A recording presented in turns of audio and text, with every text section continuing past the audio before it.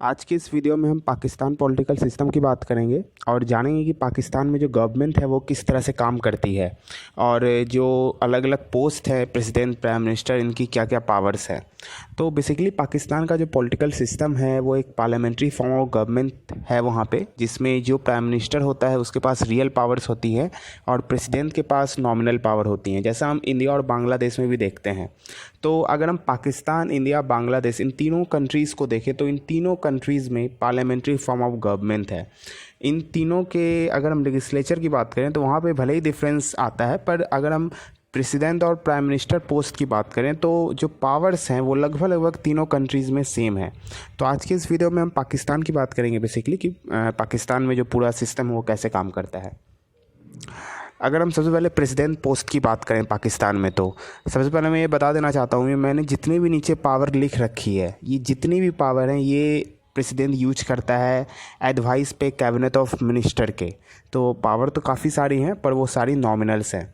तो पहले तो वो हेड ऑफ़ द स्टेट होता है, कमांडर इन चीफ होता है पाकिस्तान आर्मी का, पीएम को अपॉइंट करता है जिसको मेजॉरिटी ऑफ सपोर्ट हो नेशनल असेंबली में, मेंबर ऑफ कैबिनेट को अपॉइंट करता है, उसके अलावा वो पार्लियामेंट को समन और डिसॉल्व करता है on the advice of prime minister. उसके अलावा जो इलेक्शन होता है वो इनडायरेक्ट इलेक्शन होता है, मतलब जितने भी स्टेट असेंबलीज़ हैं और नेशनल असेंबली है उनके जो इलेक्टेड मेंबर हैं वो इलेक्ट करते हैं प्रेसिडेंट को। तो एक इनडायरेक्ट इलेक्शन होता है जैसा हम इंडिया में भी देखते हैं, और जो टर्म होती है वो 5 साल होती है इनकी। और प्रेजेंट में जो अभी प्रेसिडेंट हैं पाकिस्तान के वो आरिफ अलवी हैं, वो अराउंड 2018 से है वहाँ पे। अगर हम प्राइम मिनिस्टर पोस्ट की बात करें पाकिस्तान में तो वो चीफ एग्जीक्यूटिव होते हैं गवर्नमेंट के। मिनिस्टर के नामों को नॉमिनेट करते हैं प्रेसिडेंट के पास, जो बाद में अपॉइंट होते हैं एज ए मिनिस्टर। उसके अलावा उनका पूरा कंट्रोल होता है इंटरनल और फॉरेन अफेयर मैटर पे। जितने भी मैटर्स होते हैं इंटरनल या फॉरेन अफेयर उन पे पूरा कंट्रोल रहता है प्राइम मिनिस्टर का। उसके अलावा जो टर्म होती है वो 5 साल होती है और वो मेंबर ऑफ पार्लियामेंट होते हैं। और अभी के प्राइम मिनिस्टर सभी को पता है कि पाकिस्तान के वो इमरान खान हैं। उसके अलावा जब हम असेंबली की बात करते हैं पाकिस्तान में, तो पहले मैं बता देना चाहता हूँ कि पाकिस्तान में जो असेंबली वो बाई कैमरल असेंबली है, मतलब 2 हाउस है उसमें। एक अपर हाउस सीनेट है, लोअर हाउस नेशनल असेंबली है। जो अपर हाउस सीनेट है वो हम भारत के राज्यसभा की तरह ले सकते हैं, और जो लोअर हाउस है नेशनल असेंबली उसको हम भारत के लोकसभा की तरह मान सकते हैं। सबसे पहले हम नेशनल असेंबली की बात करेंगे। तो जो नेशनल असेंबली है उसमें सीटों की संख्या 336 है। इन 336 सीट में 60 सीट जो हैं वो फीमेल के लिए रिज़र्व हैं। उसके अलावा जो 10 सीटें हैं वो नॉन मुस्लिम्स के लिए रिज़र्व हैं। जो टर्म है 5 साल होती है और इनका जो इलेक्शन होता है वो बिल्कुल डायरेक्ट इलेक्ट होते हैं। ये जैसा हम इंडिया में लोकसभा चुनाव में भी देखते हैं, एक बिल्कुल डायरेक्ट इलेक्शन होता है first pass the post system का यूज करते हुए। उसके बाद अगर हम जब सीनेट की बात करते हैं तो सीनेट में भारत की राज्यसभा की तरह मैंने बताया, पर राज्यसभा और पाकिस्तानी सीनेट में काफ़ी डिफरेंस है।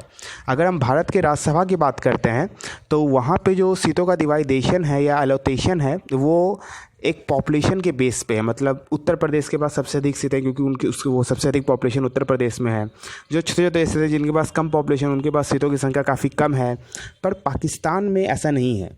पाकिस्तान में अगर सीनेट की बात करें तो उनमें हर स्टेट को बराबर सीटें दी हुई हैं। मतलब पंजाब के पास भी 23 सीटें हैं, बलूचिस्तान खैबर पख्तूनख्वा के पास भी 23 सीटें ही हैं। मतलब पॉपुलेशन वहाँ पे कोई मैटर नहीं करता है, आपके पास जितनी भी पॉपुलेशन हो आपको सीटें उतनी ही मिलेंगी।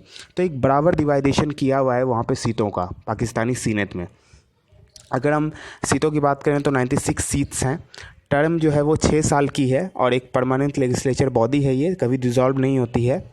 उसके अलावा हर स्टेट से इक्वल रिप्रेजेंटेशन है। जो मेंबर होते हैं वो इलेक्ट होते हैं प्रोविंशियल असेंबली से, मतलब एक इनडायरेक्ट इलेक्शन होता है जैसा हम इंडिया में भी देखते हैं राज्यसभा में। उसके अलावा अगर हम थोड़ा और डिटेल में देखें सीनेट के स्ट्रक्चर को, जैसे कि हमने देखा है कि 96 सीट हैं सीनेट में, तो 4 स्टेट हैं वहाँ पे, पंजाब, सिंध, बलूचिस्तान और खैबर पख्तूनख्वा। तो चारों को 23 सीटें मिली हुई हैं।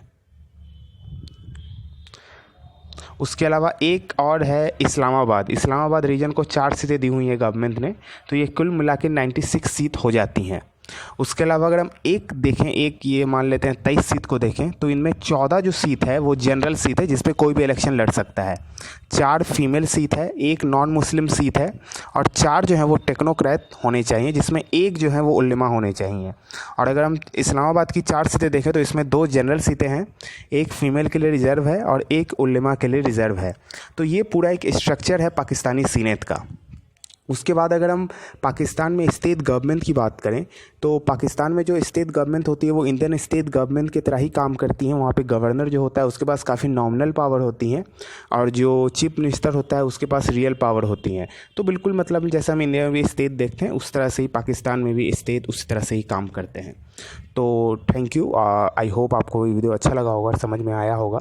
और अगर आपको अच्छा लगा तो प्लीज़ लाइक कर दें। और आपको अगर किसी भी कंट्री पे इस टाइप का कोई वीडियो चाहिए और वहाँ के पॉलिटिकल सिस्टम के बारे में आपको जानना है तो प्लीज़ मुझे कमेंट करके बताएं।